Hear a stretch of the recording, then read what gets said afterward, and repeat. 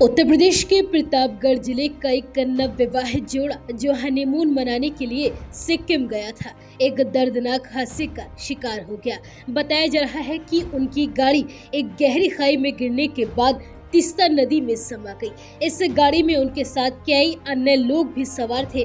पिछले 2 हफ्तों से लापता इस नवविवाहित जोड़े की तलाश जारी है, लेकिन अभी तक उनका कोई सुराग नहीं मिल पाया है, जिससे परिजन हताश होकर सिक्किम के मंगन जिले से अपने घर वापस प्रतापगढ़ लौट आए हैं। अब परिवार का कहना है कि सिर्फ भगवान का ही सहारा है।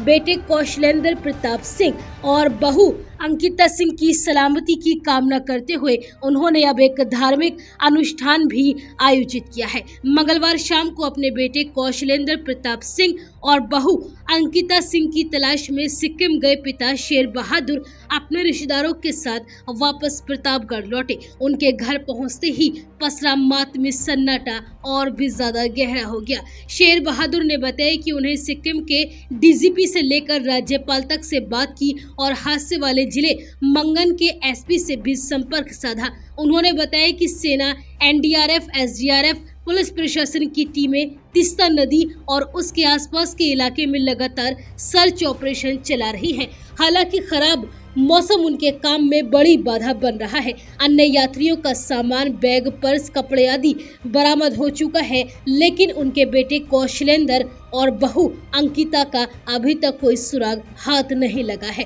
आपको बता दें कि प्रतापगढ़ के उदयपुर के राहटीगर के रहने वाले 32 साल के कौशलेंद्र प्रताप सिंह और उनकी पत्नी अंकिता 25 मई को हनीमून के लिए सिक्किम पहुंचे थे। 29 मई को जब वो गंगटोक से लौट रहे थे, तभी मुंशीथांग इलाके में पर्यटकों से भरी एक वैन 1000 फीट गहरी खाई में गिरकर तीस्ता नदी में समा गई। इस भीषण हादसे में 2 लोगों को जिंदा बचाया गया, जबकि 8 पर्यटक अभी भी लापता हैं, जिनमें कौशलेंद्र और अंकिता भी शामिल हैं। बेटे बहू के लापता होने की खबर मिलते ही पिता शेर बहादुर सिंह, बहू के भाई सौरभ सिंह, चाचा और अन्य रिश्तेदार तुरंत गंगटोक पहुंचे। उन्होंने घटना स्थल पर सेना, एसडीआरएफ और एनडीआरएफ के राहत कार्यों को देखा।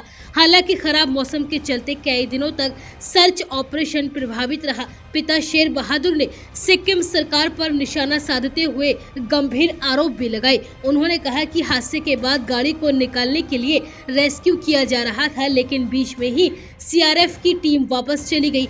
दूसरे दिन जब ऑपरेशन शुरू हुआ तो गाड़ी भी खराब हो गई और टीम भी दिखाई नहीं दी। उन्होंने कहा कि 22 मई को मौसम विभाग ने रेड अलर्ट जारी कर दिया था। इसके बावजूद पर्यटकों की जान से खिलवाड़ किया गया और उन्हें बकायदा पास देकर रात में ऐसे स्थान पर भेजा गया जहां अलर्ट जारी था।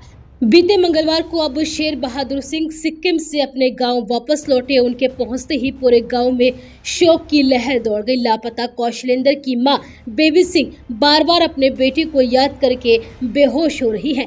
वहीं कौशलेंद्र के दादा भाजपा नेता डॉक्टर उम्मेद सिंह ने बताया कि बुधवार से राहटीकर स्थित मां दुर्गेश्वरी धाम में 51,000 महामंत्रियों जय मंत्रों का जाप शुरू किया गया है, जो 5 दिनों तक चलेगा। पूरे गांव और परिवार के लोग बेटे कौशलेंद्र और बहू अंकिता की सकुशल वापसी के लिए प्रार्थना कर रहे हैं।